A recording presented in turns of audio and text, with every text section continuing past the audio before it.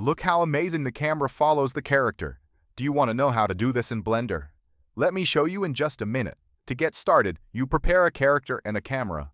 Then select the camera and click on the Constraints menu and choose the option Track To. In the Track To menu, you will see a target option in the corresponding field. Select the droplet and move it towards the desired object and click on it. Now the camera direction is towards the character, and no matter which way you move the camera direction remains fixed towards the character. But there is one problem. The camera follows the main rig, but now we want the camera to be towards the face rig. To fix this, in the field below the target, you will see the bone field where you select a bone. But which bone?